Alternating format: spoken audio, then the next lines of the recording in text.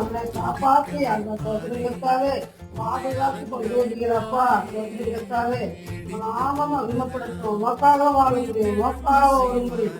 சோதனைகளுக்காக நீதிமானாக மாற்றுகிறார்களே, உண்மை உச்சவனா இருக்கிறார்களே. சோதனைகளுக்காக நேற்று ராஜாவே அப்பா குடும்பத்தில் அப்பா சோதனைகளுக்காக எல்லா மக்களுக்கும் சகல சாதிக்கும் அப்பா சோதனைகளுக்காக தாயாவது அப்பனாவது கேட்டாண்டவரே.